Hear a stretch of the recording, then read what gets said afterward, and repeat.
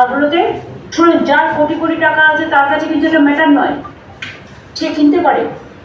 তারা বিগ বাজারে চলে যাবে, শপিং মলে চলে যাবে, সেগুলো তাদের কাজে লাগে। কিন্তু যারা মধ্যবিত্ত মানুষ তারা কোথায় যাবে? তার বুক ফাটে না মুখ ফাটে। সেই জায়গাগুলো চিহ্নিত করতে হবে এগুলো দেখে।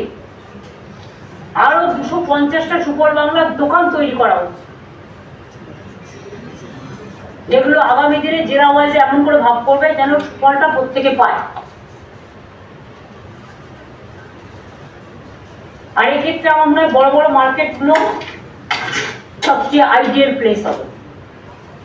আমি বিগ বাজার শপিং মলের কথা বলছি না, ওদের একটা নিজস্ব চ্যানেল আছে, ওরা নিজেদের মতো করবে। আমি আমাদের যে সমস্ত মধ্যবিত্ত গরিব সাধারণ মানুষদের জন্য, কমনার্সদের যে সমস্ত মার্কেট আছে, একটা লাইন পড়ে যেত ভালো, লোকে পাচ্ছে বলে তো লোকে যাচ্ছে, তাই লোককে এনকারেজ করতে হবে। টাস্ক ফোর্স যেটা আমাদের তৈরি আছে সবাইকে নিয়ে নিয়মিত নজরদারি চালান,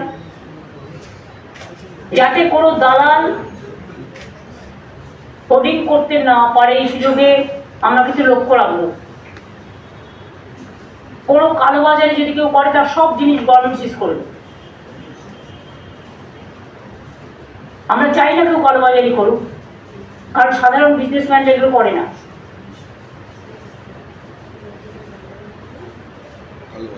সাথে সাথে ডিএমএসপিদেরও বলতে হবে,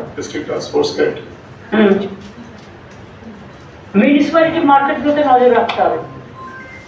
অল মিউনিসিপ্যালিটি মার্কেট নিয়ে ববি তুমি একটা মিটিং করো, এরকম করে ইনস্ট্রাকশন গভর্নমেন্টের দিয়ে দাও। কারণ মিউনিসিপ্যালিটিগুলো,